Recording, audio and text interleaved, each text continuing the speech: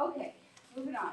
We're going into chapter 3, and again, that quiz on Tuesday is going over chapter 2. Okay. I mean 2.5. You what? 2.5 was the cylinder. It was all those volumes. Right. That was Did you 2.5. post those notes online? Yeah, it's at the end of 2.5. Cylinder, pyramid, cone, and sphere. Exactly. Yeah, it was just a little short one. Remember, we're doing the think about the amount of effort that's put into that section. Right. Right? Is how much you need to know this. Right. Oh. Okay. So, moving on. We're going to start talking about trigonometry. This is my all-time favorite subject. Of all of the things that I teach, Trig's my favorite. Okay, so does everybody get a calculator with them today? Don't care what brand it is, get it out. Even if today it's your phone one, I'll take that, but I prefer it's what you're going to use in class. Now, if you own, okay, like Enrique made me notice this here. If you have both a scientific and a graphing calculator, to be honest, the scientifics are better here, in my opinion. The graphing will work. Those end spires, you're so on your own, dude. I'll do the best I can for you. All right, I'll try. All right, so the first thing we're going to do is in a circle, if I start with the measurement, in terms of a circle, if I would overlay an XY axis on top of this, so there's the, well, not very well centered, but there's my XY axis. As a general rule, we have to have some point of reference to start talking about. It's not like you're walking down the street and you trip over the Cartesian coordinate system, right? It's just a grid you can put down so that you have some sort of a point of reference. So if we start with this, 0 degrees is going to be on the positive x-axis. And we haven't done a lot with graphing, so don't stress about this too much, okay? But it would be going over here to the right. And then our rotations, for now, are going to go counterclockwise this way. Okay, that's going to be strictly so that we're all talking about the same place, and that's the only reason, okay? So because eventually they'll be in an application and it'll mix it up, whatever's convenient for you. Now, in that circle, there are 360 degrees. What that means is if I cut that, like a pizza, if I would cut that into even slices, I could make 360 even slices. Okay, that's 1 degree. So super small. I can't even stretch one out, at least on this small of a circle.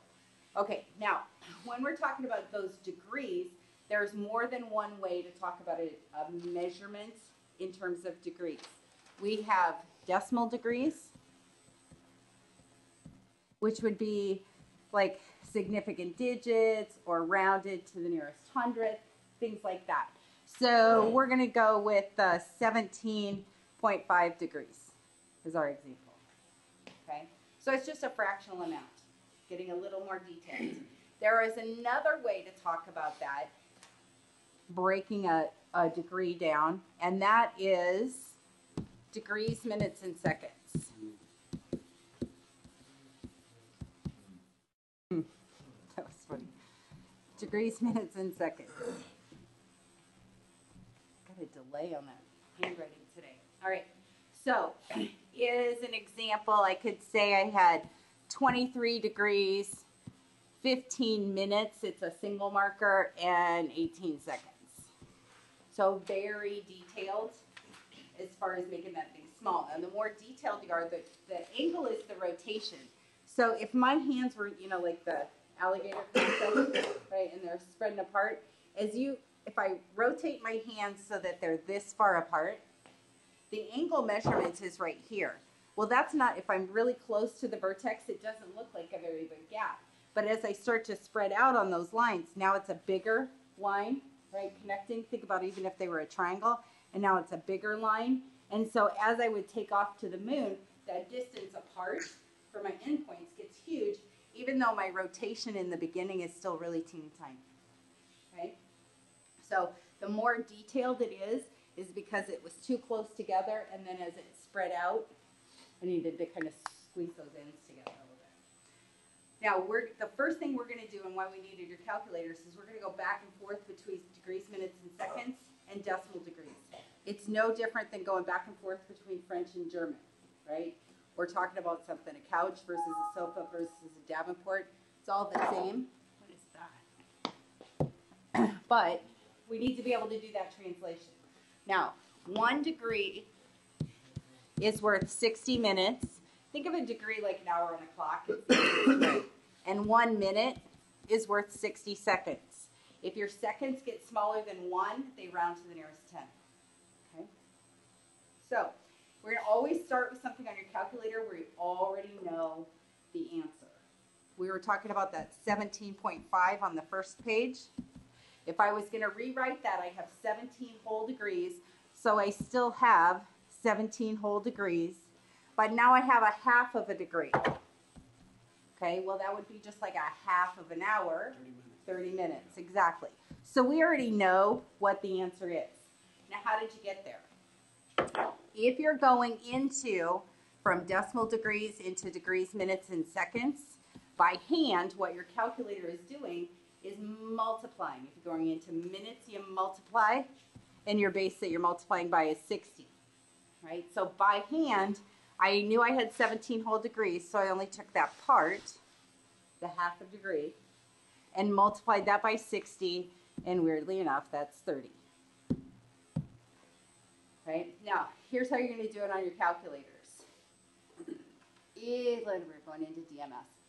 You're going to type in 17.5. Okay, and now I don't have my calculator. So I'm going to look over. You got the 36X Pro? I got 2 of them. Okay, I'm going to do the 36X Pro for starters. We're going to go to type in your 17.5, and then I think it's under the math menu. Yeah, go 2 arrows over to DMS. Get it? Degrees, minutes, seconds. Cool, huh? Arrow all the way down to number 6. You see how it does another arrow into DMS? Hit enter. Yours is a little different. Yeah, we can do it on this one, sure. You have, instead of a DMS, you've got markers, degrees, minutes, seconds. That was going to be part of it. So I hit math. But there's, I like that. try 17. Oh, I'm gonna have to read my love book. You do 17, put in your decimal now, and then just hit the C. You do it on the soul. I don't know why it's doing circles instead of minutes and seconds, though. Calculator difference, just, get used to notation on different ones. On the 30XS, 13.5. There it is. This one's pretty good. Same thing.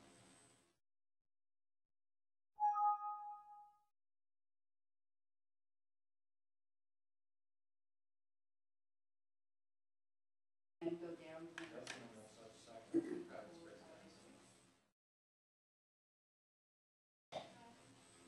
Everybody good? Let's try this one out. Are we still stuck? What do we do? Oh, enter 17.5. Why does it keep wanting to do this? I said, okay, just give me the- Okay, go to 7 on the TI 36X Pro, the one Doug got you. Type in 17.5, and then you're going to go to the math key. Okay, and then you're going to arrow over twice. I don't know how to do that. Let go. You're going to arrow over twice, right, to DMS.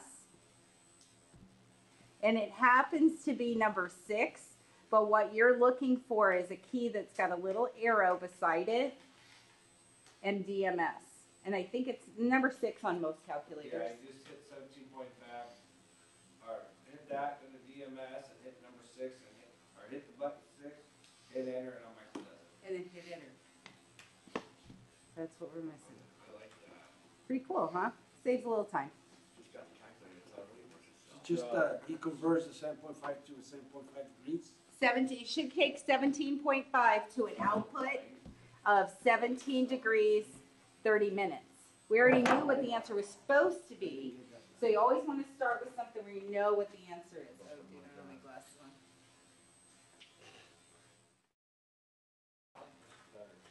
Or 6 down. It has Oh, a it's lot right more. here. The TI-36. Okay, type in 17.5, And then what? You go down to 6. and then hit your, you don't have DMS, you Hit show enter again. degrees, minutes, seconds, so hit that key. Good. And then hit enter. I Whatever just- equals. What I did. There you go. Was I tried something different. I went for 16. Did you get it? 3.35. Go to math. Go over to DMS. Dun, dun. Down. I really don't know if I can come up with this. Okay. Do you have a menu? Menu. And you can do it on this one too. We want anything about angles. Polar angle, magnitude. Try 2. Okay, try 2.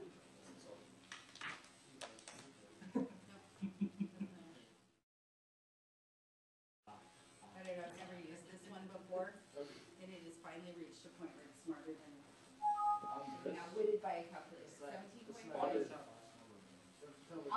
That's given out part of, like, if it rounded to the nearest tenth or something like that. The white spot. So I don't ever need that, I just need Where's your that. math? Okay, so now we're gonna do one on your own. Jeez Louise. Don't show this again. There we go. Let's try this different one. Let's do 128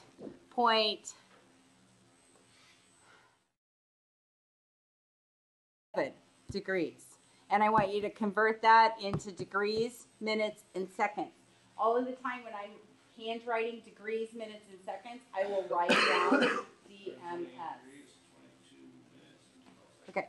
22 hours and 12 seconds. Okay, 128 degrees, because we had 128 whole degrees. We'll always have 128 degrees. Steve, what was that again? 22 22 hours. minutes, Minutes. minutes and 12 seconds. 12 Is it minutes? minutes and seconds. Oh, I'm gonna have. I said minutes. Get used to first and foot inches. Now, you're right. 128 degrees, 22 15 minutes, 12 inches. seconds. Did everybody get that? Yeah. Rock on. Okay, let's go the other way then. If you go, you gotta come home, right? Okay, so we're going back to the one where we already know the answer. We're gonna start with our 17 degrees, 30 minutes, because we know the answer is 17.5, right? So we're gonna type in 17, and then you're gonna remember where the DMS was on that TI-36X Pro. You had to go degree. Let me think. No, it was under math. You had to go to math, DMS, number 1. Yeah, you had to arrow over to, you know what I'm saying. Get to that DMS column, and it's number 1 is a degree marker. Then enter twice. Then, no, just put it, enter. Then go back. You should be back at your number screen now. 17.5. And put in the 30 and do it again. Go to math, DMS, number 2, because that's the thing that looks like a minute. And if we had seconds, which we will in a second, we'll go to number 3 and grab the second marker. And then go back. That should take you back to the main page again, and then do whatever you have to hit enter. And you should get an output we already know of 17.5. Okay.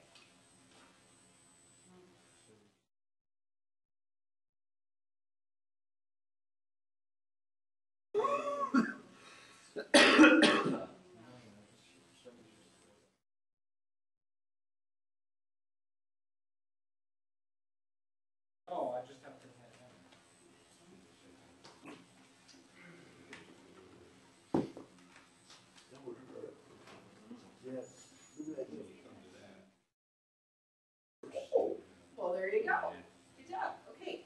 You have a Casio too, don't you, Jesse? What? You have a Casio too, right? Can't see no All right. So, Robert said type in 17. Go to your 17, and then the degree marker wherever that was. Right So there. degree. Now type in 30 30. and hit it again, right? Yep. Hit the degree again. Okay, and hit enter, and it's going to give you the same thing. But then right above that, see there's a little back arrow in gold. So you're going to do a shift to gold, and there you go. Wow, magic. It'll shift it back and forth. Now, if you hit that shift again, will it go back to 17 degrees, 30 minutes? Yeah. Okay. You gotta, How on handy. mine, you gotta hit the shift and then. The shift Yeah. to get to that little back arrow above it. Yeah, the shift key is always a big player in the CASU. Good. So we're all good. Everybody's got the 17.5.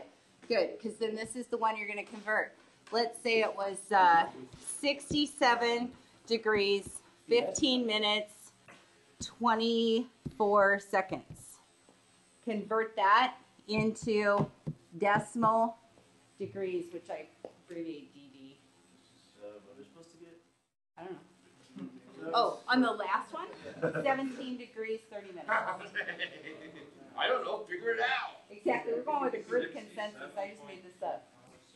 I know it's this much, and let's go 2 decimal places, okay? Just for 67.26. rock on. Anybody else got either 2 of those 2 sixes? I got it. Appreciate yours. Oh boy. You got yours? Lovely. Sorry, I didn't hear it. I will help you guys with those up until the second you have a test in your hand. Okay? At which point you are on your own. 67. And who else has the, Alex, who had the other TI-89? Was that, 15. I know who that is too. Roman or Chance? Chance. Math. I don't know a Roman. Is he in this room? Is he in this class? Roman? Yeah, he's the one with the nose ring. Oh. Been in tech math. Yeah, he sits right over there. He's been here a couple You times. haven't seen him all week.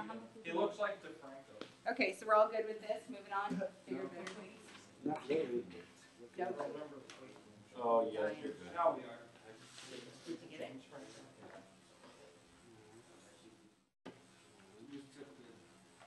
Oh, I'm sorry, I have the desk and I can find. I'm having a cold, babe. This crazy dry cough. It is not good. Yeah, you put all that in and just hit equal, and it'll bring up that.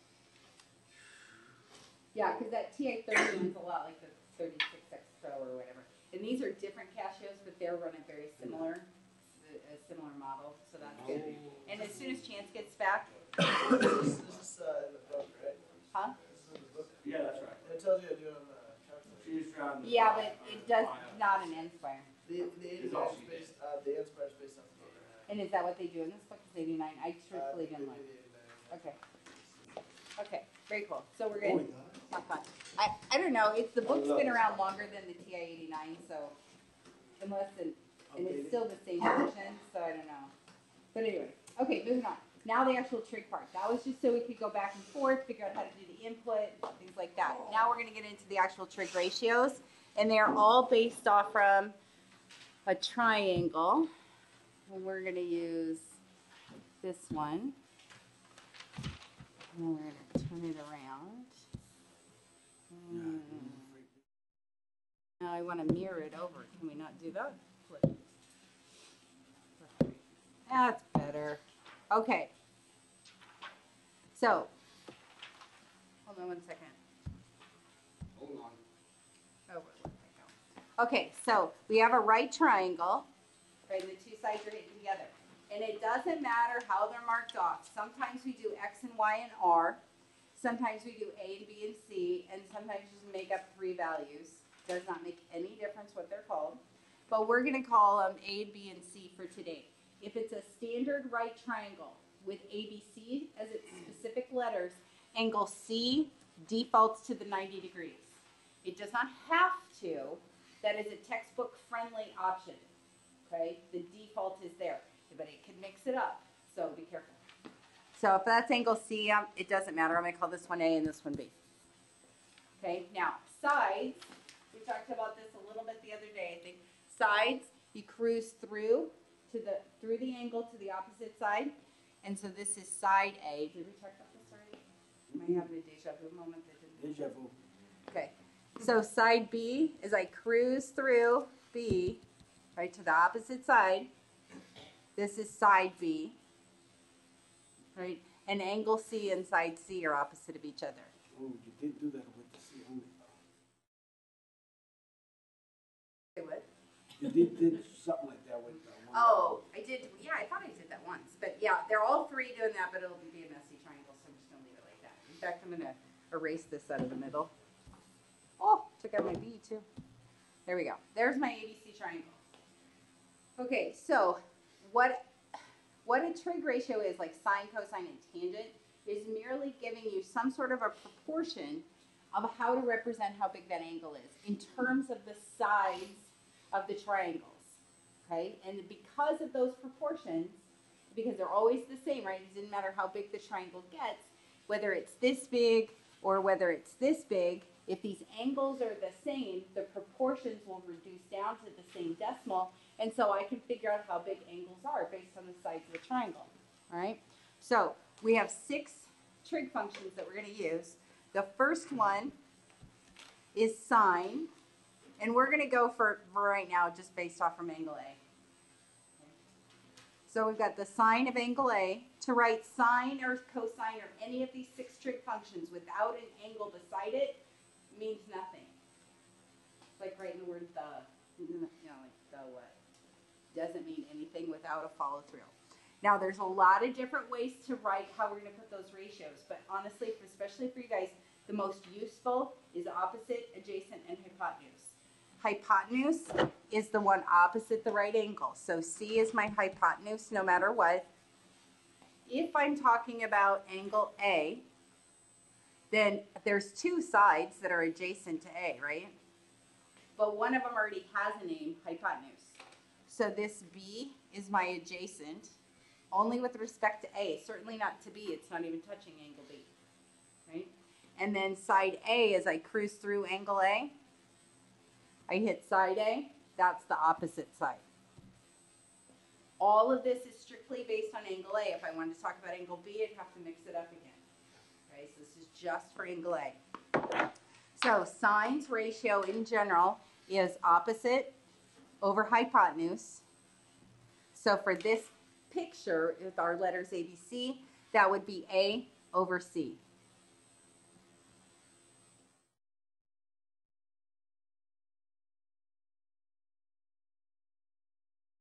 Now for the cosine of angle A, cosine is the ratio adjacent over hypotenuse.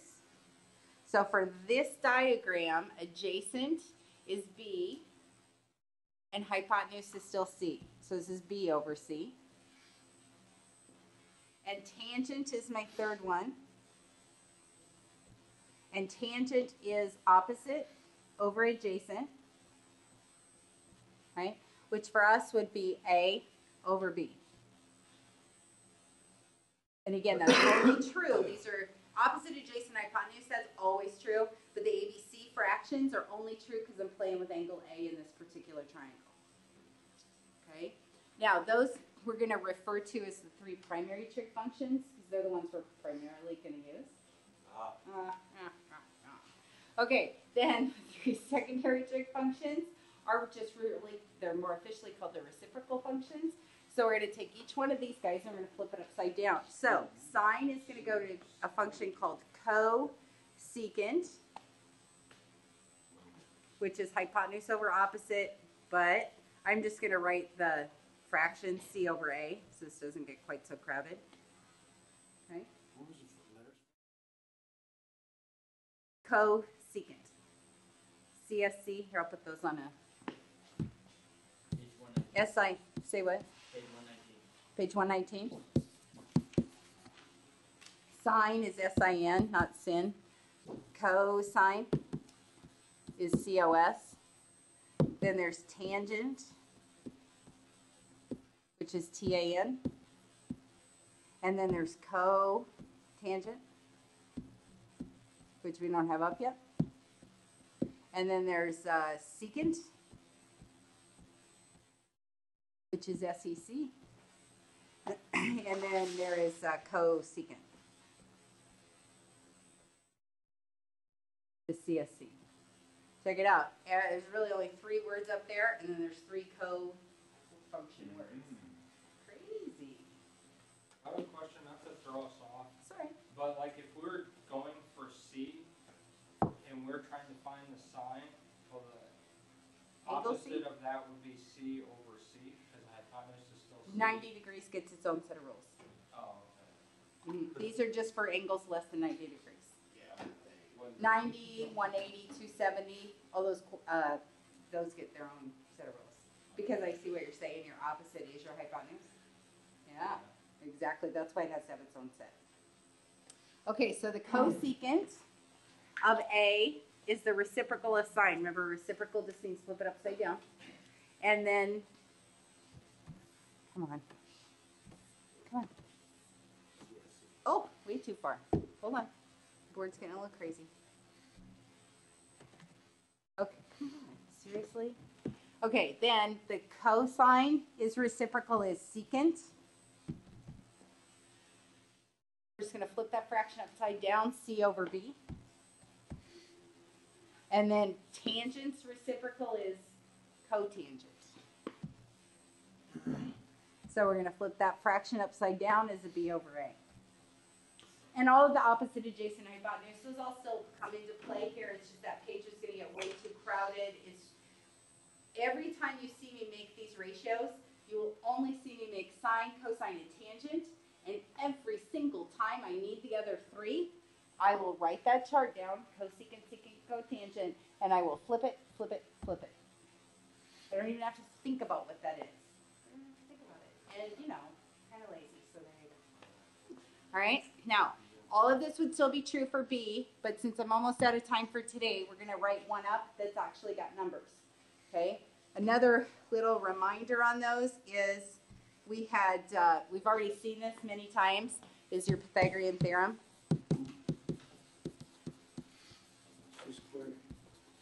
Exactly. Pythagorean Theorem on that ABC triangle says C squared is equal to A squared plus B squared, or any equivalent version of that. All right, so this is what you're going to be given.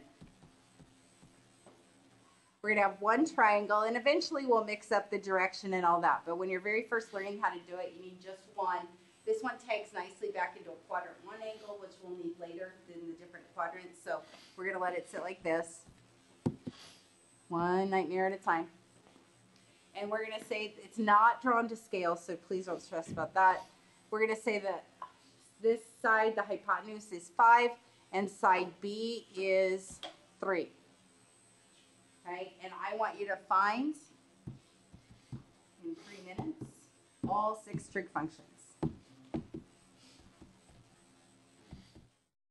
Sometimes they'll say functions, sometimes they'll say ratios. For right now, ratio is a little better because ratio is just a fancy word for fraction. Okay, step 1, we're missing side A.